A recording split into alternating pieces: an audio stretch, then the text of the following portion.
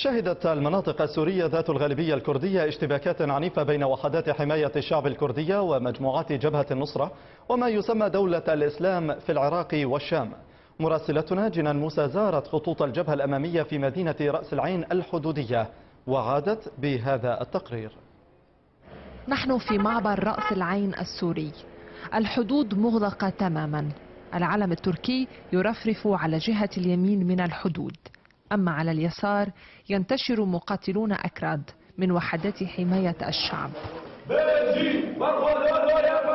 يسيطرون على مدينة رأس العين بالكامل، لكن القتال مستمر على مشارف المدينة بينهم من جهة وبين جبهة النصرة ودولة الإسلام في العراق والشام من الجهة الأخرى. يأخذنا المقاتلون إلى مواقعهم. هنا قناص متأهب وهذا مقاتل يفتح النار بدون تردد.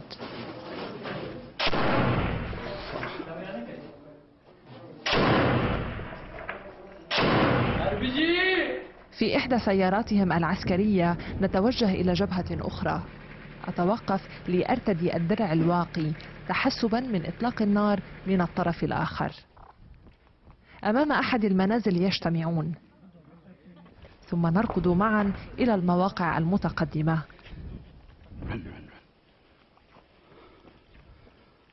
في صفوف وحدات حماية الشعب الكردية تجد المرأة المقاتلة في الصفوف الأمامية مع الرجل. يعني المرأة عندهم يعني دائما للأشياء البسيطة، مو إلى الحرب، لا مشان حماية الوطن، يا مشان تدافع عن نفسها.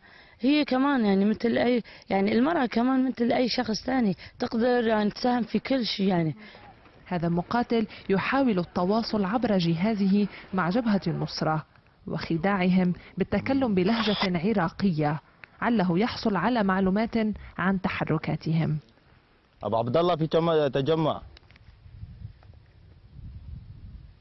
معك أبو عرب تجمع، معك أبو عرب. كيفك أبو عرب؟ حياك هلا. شلون الوضع عندكم؟ والله جيد جيد جيد. في تجمع أم ما في تجمع؟ نتسلل مع المقاتلات إلى نقطة أخرى، نركض من رصاص القناص. يتمركزون ويبدأون بإطلاق النار. نبعد حوالي 500 مترا عن مواقع الطرف الآخر.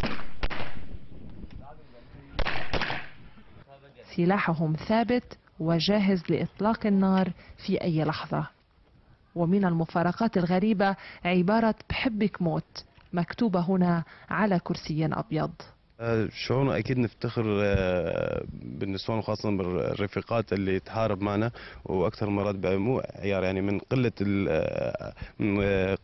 من جهلهم هيك عم يحكوا، بيقولوا مثلا لا بارك الله في أمة تقودها النساء. إذا كانوا هن متعلمين ومتعلمين من هيك كانوا يعني تذكروا إنه خولة بنت الأزور وسيدنا عائشة كانت تحارب مع النبي صلى الله عليه وسلم. ربح المقاتلون الكرد معركة رأس العين حتى الآن، ولكن الواضح أن الحرب على هذه المدينة الاستراتيجية لم تنتهي بعد. جنان موسى، أخبار الآن، رأس العين، سوريا.